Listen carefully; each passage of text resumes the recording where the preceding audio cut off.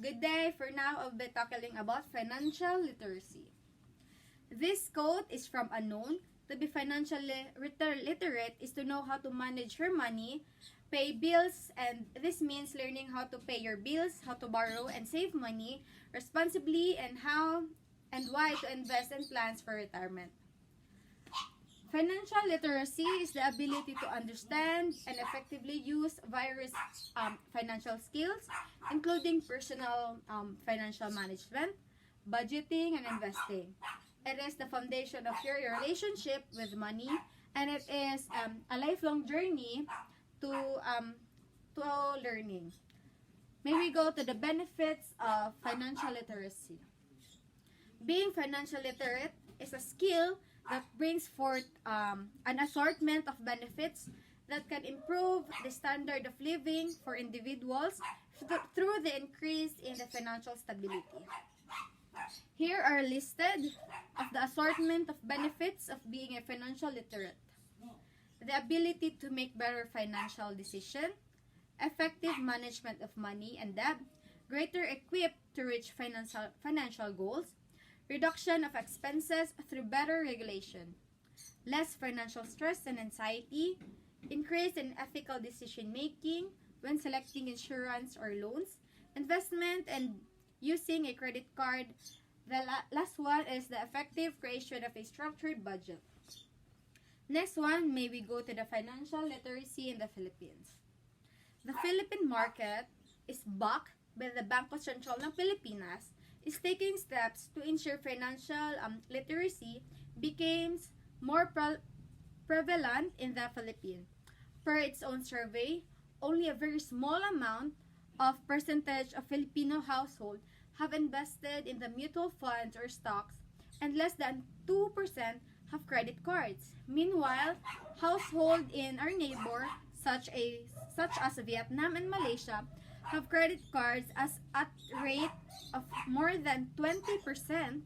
It is no surprise that many Filipinos have trouble in dealing with things that are already occurrences elsewhere. Next, may we go to the financial literacy among Filipinos. The Filipino mindset upon receipts of salaries, as commonly known, is that upon receipts of salary, spending comes in before saving. What is left is saved. If there is none, then there is nothing to be saved. According to a study conducted by PhilAmLife, 96% of Filipinos are concerned about their own and their family's health. However, only 16% of them are prepared to pay for medical costs in case they are diagnosed with a critical illness. There is a rising number of senior dependents, or those retirees who depend on their children for financial help due to lack of financial education. Like this one. Financial planning teaches individuals to be responsible when it comes to needed of in order to keep track of their financial goals. This also to be able for us to be disciplined. Financial planning involves educating Filipinos on the different types of goals that they should set, like short-term, medium-term, or even long-term. Short-term goals involves monthly living expenses that need to be paid or the person's basic needs, including the setting up of an emergency fund. In contrast, medium-term goals are those you want to achieve in 1 to 5 years, like buying a house or car, while long-term goals are those that take longer than 5 years to achieve. To address this growing demands for more investment in the country, the financial industry advises that Filipinos should save first and spend whatever is left after putting their savings aside. Next one is how to develop personal financial literacy. Here are some. The first one is how to budget. When you have a budget plan, you can spend money accordingly and will be able to save an extra to use later in case of emergency. Without a budget plan, you will be unable to control your spending, and as a result of this, overspending may suffer your salary or your allowance to an end. Second one, understand your credit score. You should be aware of your credit report, which is a summary of your financial situation. By reviewing it, you will be able to spot any errors or fraudulent entries that can take to legal step or overcome the loss. This report may also help you to track your spending and improve your credit score over time. The third one is you must open a saving account. A saving account will help you to save any extra money you have. It is the best way to keep your money safe and secure, and may even pay your interest over insurance and security. The fourth one is understand loans. Having a debt-free life is a desirable dream for most individuals. I know you too want a debt-free life. Fifth one is the expect risk. You should have a reserve or 3 to 6 months living expenses for use of emergency. In case, when you are prepared for an unexpected risk in this way, you will be able to keep a minor financial crisis from turning into a major one.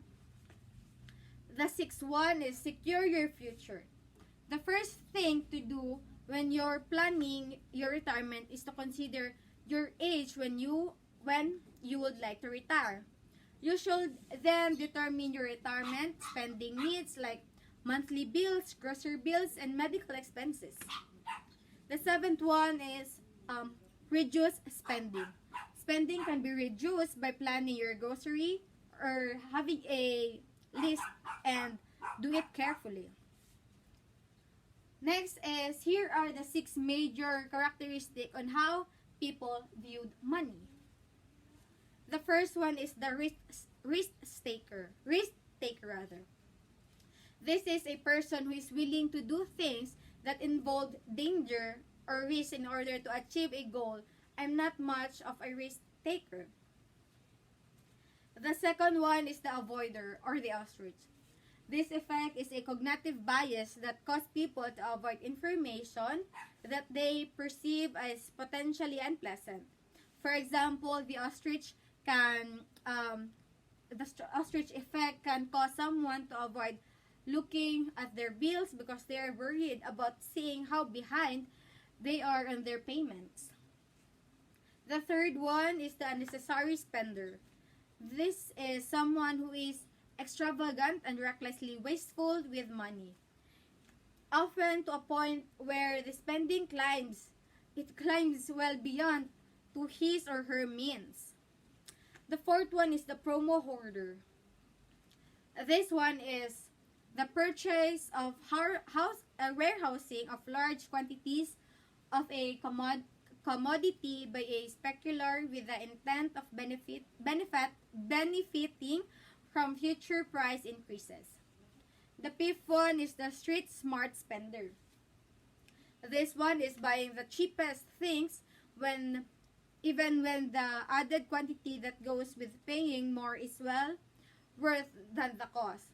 That is cheap, that's smart, not smart spending. While a smart spender can choose when to buy cheap and when not to. A cheap skate always buy cheap. The sixth one is the financially conservative. Basically, being financially conservative means that you are careful with your money. You're careful with your purchase and you avoid them when you can. The next one, maybe go to the financial literacy. This is the characteristic that resembles you. Here are the 6 common spending patterns that could impact your financial health.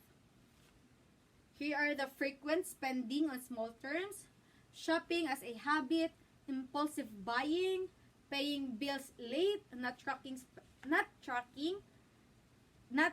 your spends, or the spending that you got from shopping or elsewhere. The next is the missing savings goal. This is the fixed expenses versus variable expenses.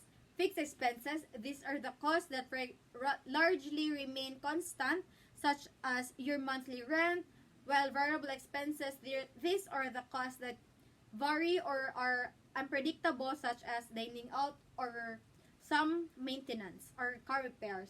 Needs versus wants. Needs are these are the goods and services that we need in order to live, like basic necessities. Wants, goods and services that we don't necessarily need, or that necessarily need but wish we had. Think of them as luxuries, but not things we need to survive. Here are the setting of goals, developing spending skills, importance of savings. Here are my references that could help you to find this report also. Thank you for listening and see you.